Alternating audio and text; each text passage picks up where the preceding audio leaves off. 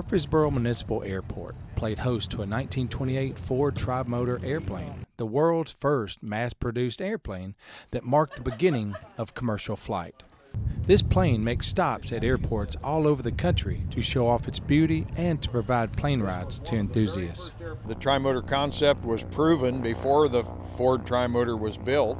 The Ford tri-motor turned out to be an extremely reliable aircraft. It set a new standard for reliability and durability in its day.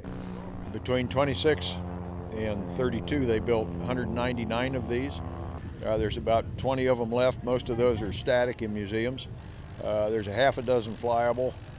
We have the only two that fly all the time, and we tour 10 or 10 and a half months out of every year with these all over the country. Ed flies for EAA, Experimental Aircraft Association, which is an organization of aviators and innovators. This plane is on loan from the Liberty Aviation Museum in Port Clinton, Ohio, and toured around the country. Our Ford Tri-Motor Tour is an aviation outreach. We bring general aviation to the public through history.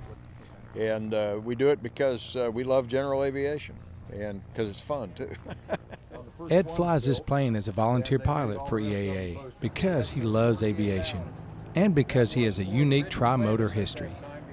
As a kid in 1973, I went to work for an outfit in Ohio who had the last commercial tri-motor in the world.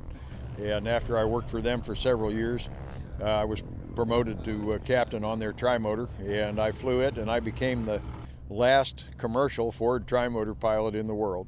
This airplane, although it's ultra reliable and a very controllable aircraft, it is different considerably from the airplanes that we fly today. It's heavy on the controls. It takes a lot of muscle to make it do what you want it to. We have one pilot who is fond of saying that it'll do anything you want whenever it's ready. Ed talks about the experience riders get when they step onto this 1928 aircraft. The airplane takes off in a very short order. It's a little noisier than what you're used to on the airlines today.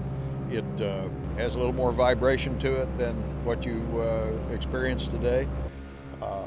But it climbs very well. You can see out of it. It's easy to see out of it. We'll climb up to about 1,000 feet, and we'll take a turn around town. The weather, of course, is gorgeous, so that really helps today too. The airplane goes pretty slow. We cruise about 85 miles an hour, which is slow by comparison to today's 500-mile-an-hour airplanes. And then we'll come back in and land. The airplane comes down very slowly and lands gently. It's a nice ride.